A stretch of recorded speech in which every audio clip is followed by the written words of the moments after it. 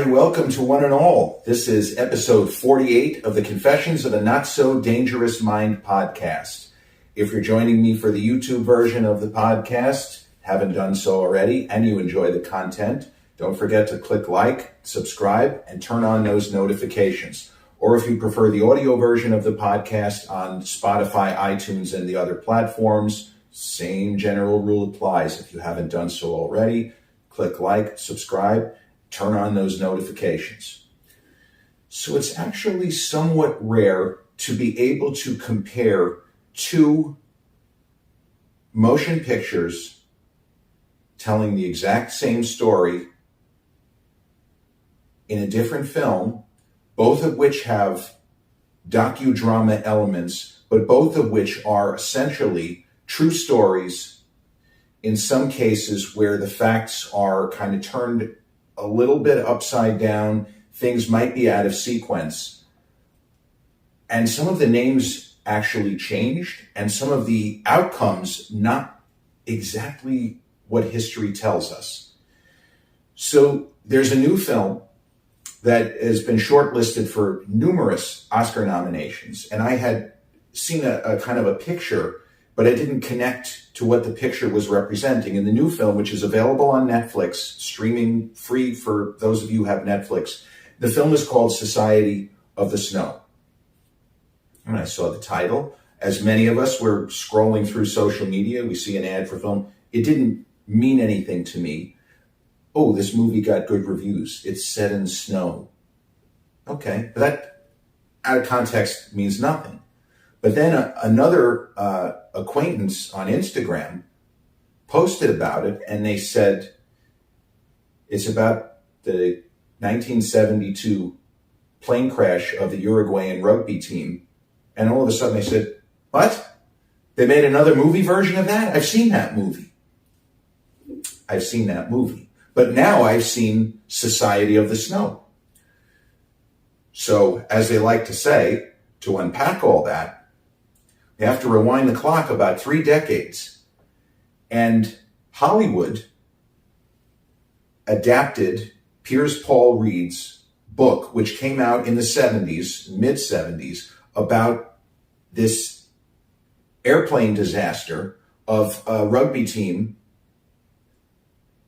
crash landing in the Andes Mountains and going to, I know it's a cliche, but going to unimaginable lengths to survive, as everything has gone wrong and search parties called off and all of that. So Frank Marshall, he of the Kennedy, Marshall, and Spielberg, like that Frank Marshall, directed the 1993 Hollywood version of this story, which took the title from Piers Paul Reed's. The main title of his book is Alive. And I don't want to say that it's a sanitized version of the story. That's not true. What they did, which is the kind of thing that would get more play and be more a sort of an open source of criticism, the characters in the real life story were all Latin American, Central American. You know, they were Uruguayan. Most of them were originally from Uruguay. And some familiar Hollywood names, Josh Lucas, Ethan Hawke, and Josh Hamilton, ended up being in the cast. And in particular, the characters played by Ethan Hawke and Josh Hamilton are as close as you can have to central figures, because in the real life events, they were the two kind of key guys. So, and also John Malkovich is in the movie Alive as one of the survivors, and kind of, spoiler alert, they don't all die, right? Thank goodness. But John Malkovich plays one of the survivors as an older man. And, it felt like the story was ancient history when the movie came out in 1993, and I wasn't on the internet, but we learned enough to understand, okay, so this took place about 20 years ago. So in a sense, Malkovich is playing, he seemed older than I feel like the real life guy was, but it's neither here nor there. It was a little bit of a strange stylistic choice to have him narrate. And this movie does a similar, what I would consider strange narrative choice, but we'll get to that. So If you go on Rotten Tomatoes, in the movie Alive, which I saw in theaters with my dad in, I guess it was the early part of 1993. So without Googling it, I wouldn't have known what part of the year. I would have thought it was towards the end of the year, but apparently it was in the first quarter of 93. I didn't know and didn't remember that the film actually had been a box office hit. It grossed over $80 million on a budget of somewhere around 30. And we saw it in theaters, and to say that I enjoyed it, it's not that kind of movie. The previews had teased a kind of inspirational, uplifting underdog story of survival. That's not this movie. Either Alive or Society of the Snow. That's not this movie. And I give credit, not that Netflix needs credit from people like me, but they don't shy away from it in the previews. They don't shy away from the horror of what you're about to witness. It is not an uplifting, Rudy, Rocky, Chariots of Fire, Rounders story of an underdog or a group of underdogs coming up to the surface. It's purely a story of survival. And if you want to say it's about the human spirit and it's about God and it's about faith, and okay. But it's just as much about random events, sometimes killing certain people while sparing others. That's in both films. So my dad and I went to see Alive, and the reviews in the local New York newspapers were okay. And Dad and I used to like to watch the old Siskel and Ebert movie review program, which was syndicated across the country. You could always find it on, weekends. Ebert liked a lot of the movie, but I don't know that he ended up giving it a thumbs up. His review is actually 2.5 stars. And one issue that he had with the film, which I remember during the movie watching it, it bothered me too, which is that Ethan Hawke, Josh Hamilton, Josh Lucas, and the other actors, Jack Noseworthy, who was terrific in the movie Breakdown a couple of years later, and some of the other actors who appear in the 1993 version. Vincent Spano plays, technically he's the lead in that movie, the captain of the team. They kind of look too good for what they go through. And that's very difficult because even movies like Shawshank, one of the greatest movies ever, many people would argue, Tim Robbins doesn't age enough. The odds are that he would look a lot worse than he does after the amount of years that he's in, spoiler alert, Shawshank Prison. Probably wouldn't look this good. So in the movie Alive, I remember watching it and, all of this crazy stuff happens. And finally we come to the end. And I remember I'm watching it with my dear old dad, may he rest in peace. And I kind of said something in the last third of the film, like, they don't really look, I feel like they almost look too good. And sure enough, Roger Ebert mentioned that in his review. He would have given the film for sure thumbs up and a better rating because he said there was a lot of the film that is technically terrific, like really, really solid for the day. And, not a question of for the day. The movie was current in 93. But the plane crash sequence in the 1993 version is really solid. There's maybe a couple of green screen moments which look a little off now, but both films really deliver the horrifying plane crash.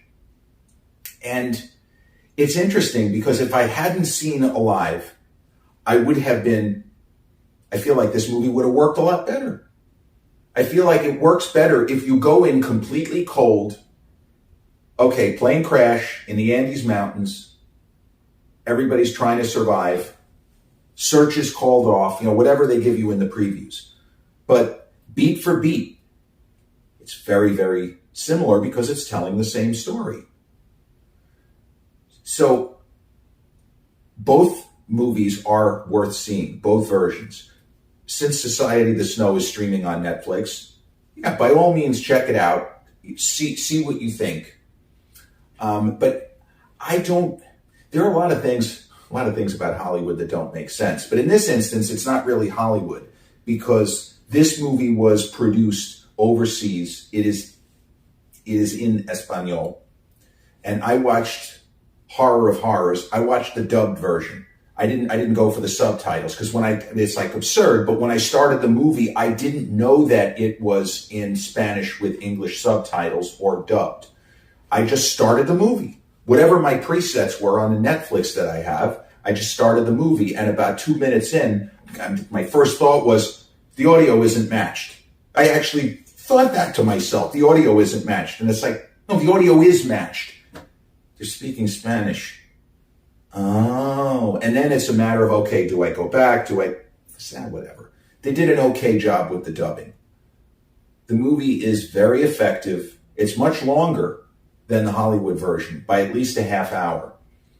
And so both films have the same kinds of strengths and weaknesses. They're both good movies. Alive at Rotten Tomatoes is certified fresh. It's in the 60s. Society of the Snow, as I say, an Oscar contender. It's definitely going to be nominated in the technical categories. And it's well deserved. The film is very, very, the realism is top notch. You can take that as a good thing or a bad thing.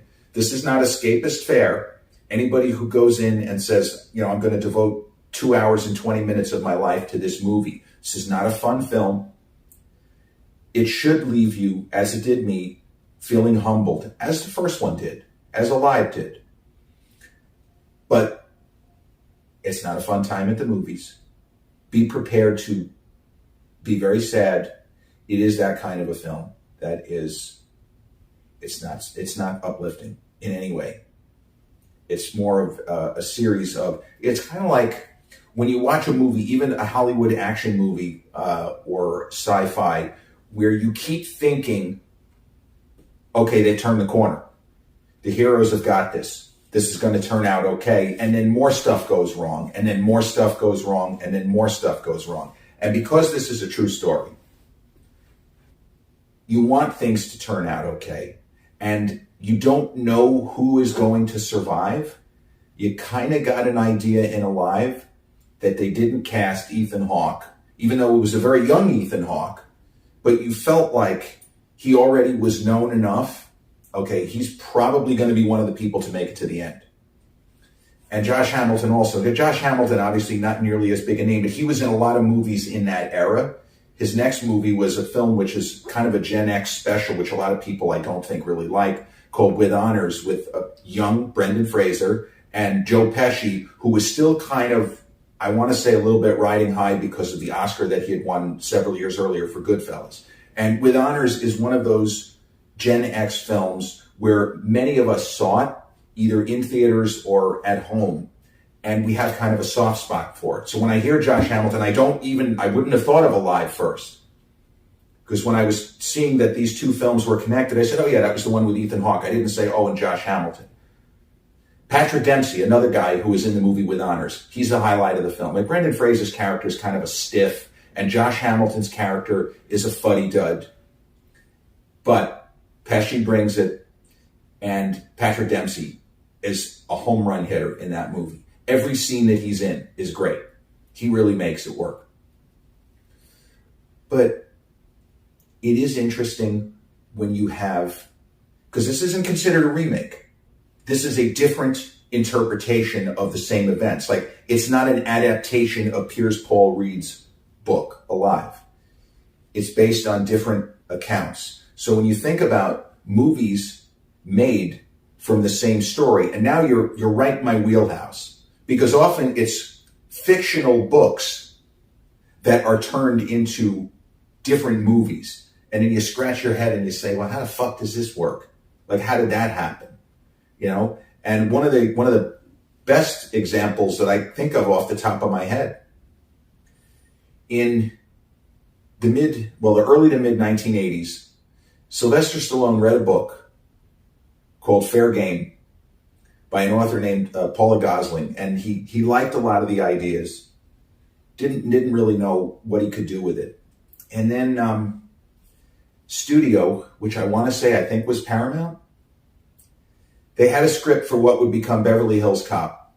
They gave it to Stallone, and he liked it, he said maybe if we tone down the humor a little bit and make it more of a straightforward action film. So he took some of the ideas that he got out of this book called Fair Game and turned it into a more kind of a brutal, bloodier version of Beverly Hills Cop. In the studio, that wasn't what they were trying to do. They wanted Stallone to make the movie. You know, it's strange because Stallone was trying to make comedies back then. Remember, he did Rhinestone with Dolly Parton. It would have been better if he just did Beverly Hills Cop. Them's the breaks, right? Shit happens.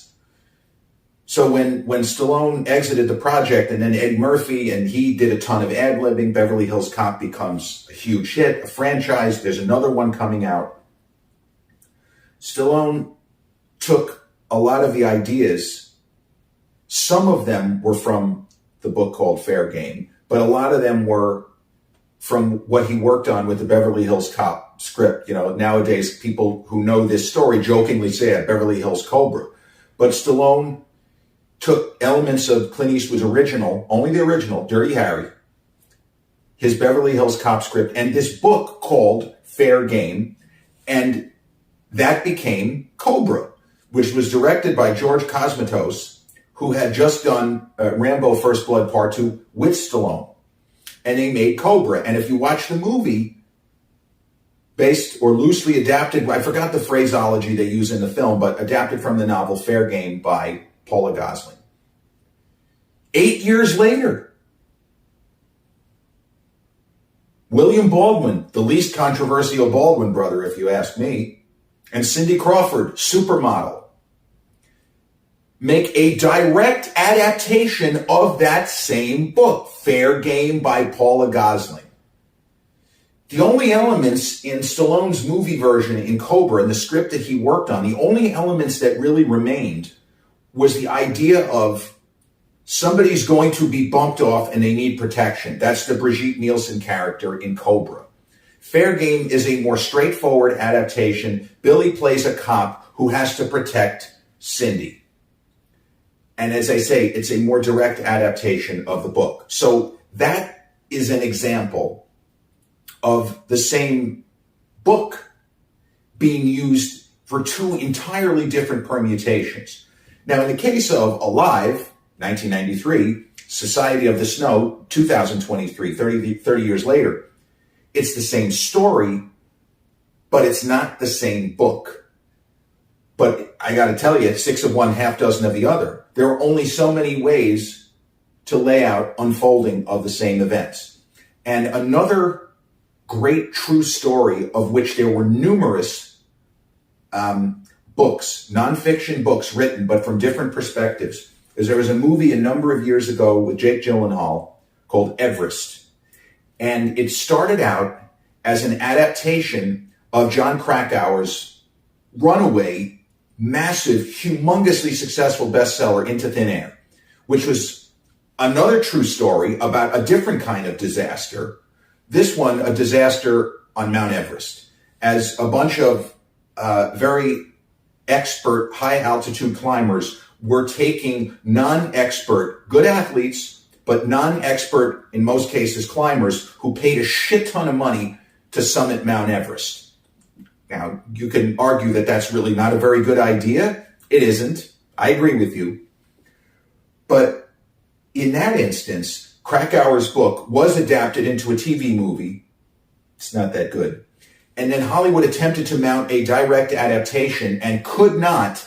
And the movie Everest, like what they did with Society of the Snow, of course there are elements of Piers Paul Reed's book, because that was a very straightforward, almost survivor's retelling or survivor's account. So even if it's not exactly an adaptation, it's close. And the movie Everest is a combination of a lot of different sources, including John Krakauer, because there are certain other people on that mountain during that fateful, disastrous bunch of days where so many people died needlessly.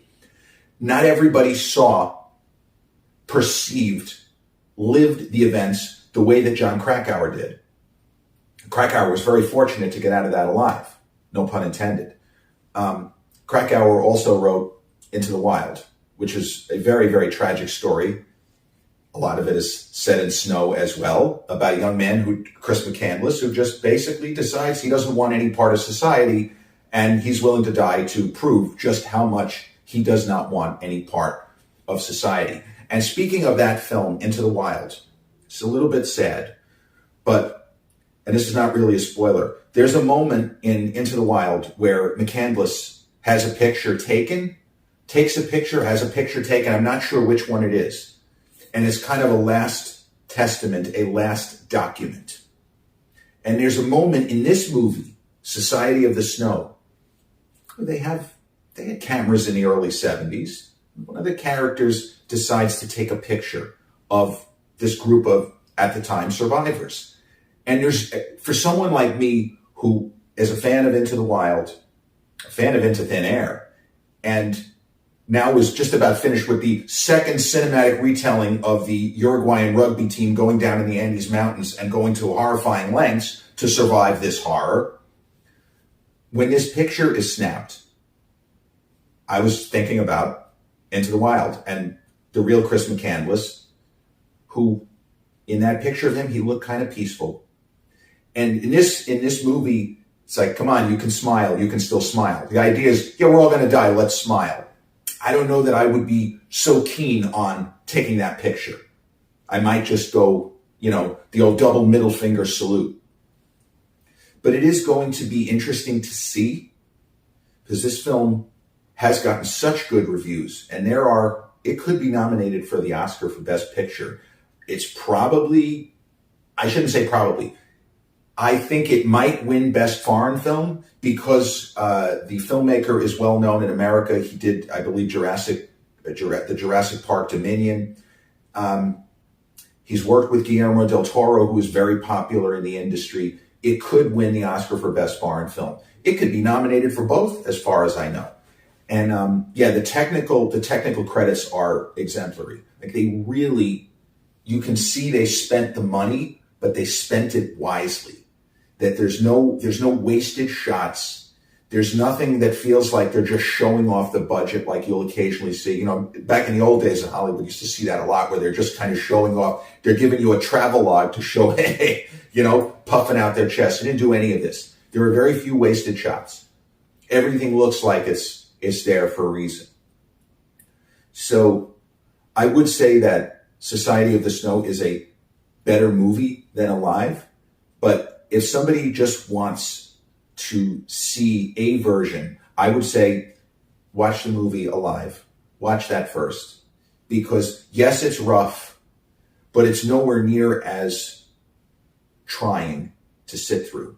Society of the Snow is probably about 40 minutes longer, and there are stretches of the film where it feels like we're lingering on the suffering for the sake of it, or to, again, make us appreciate, man, we're lucky we never had to go through anything like this. This is fucking horrible. This is awful. But you get enough of that in Alive. It's bad. It is a horrible situation to find yourself in. I don't know. What would I do? There's that scene in the first Jack Reacher movie where the character played by Werner Herzog is basically offering a person who is condemned, he's going to die, we know he's going to die. And he basically says, well, how badly do you want to live? And this character that Herzog plays, the Zek. Great name for a character, and Herzog sells it. But the Zek is the kind of guy who would gnaw his own finger off if that's how he was able to get out of some kind of a trap or something where he couldn't move. And you ask yourself a question. How far would you go? What would you do? And not everybody is going to have this. People might have the same answer, but when push comes to shove, they may not actually do the exact same thing. So what I would say is, watch Society of the Snow.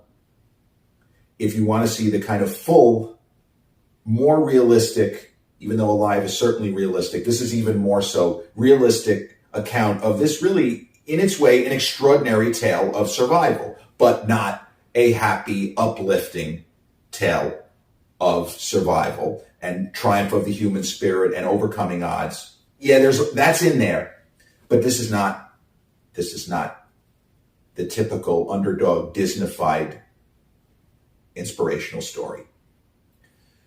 So Society of the Snow, streaming on Netflix. You can watch it. You let me know what you think in the comments. It sucks. It's amazing. It changed my life. Jerry, you suck. This movie was awful. Or just watch the movie Alive, which is available, for a couple of bucks on Amazon Prime and Apple and Redbox and many of the streamers. Both movies are worth your time.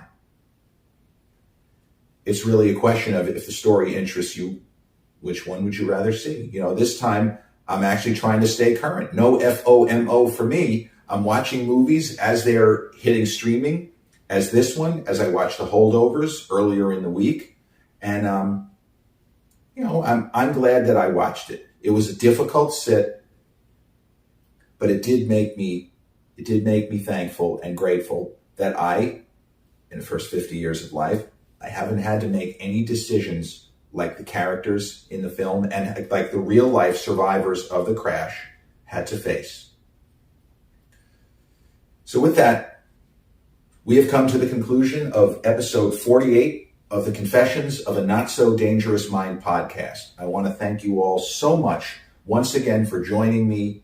And if you watch either one of the movies, feel free to light me up in the comments one way or another. It's terrible. It's terrific. Thanks for the reco. I hate you. I'm unsubscribing. Whatever it is, it's all good. If you've joined episode 48 for the YouTube version and haven't done so already, and I didn't steer you astray, don't forget to click like, smash the subscriber bell, and flip on those notifications. Or if you join for the audio version of the podcast on Spotify, iTunes, or the other platforms, same thing. Don't forget to click like, subscribe, and turn on those notifications. And I will be back with episode 49 real soon. Take care, and I hope you're all having a great Saturday.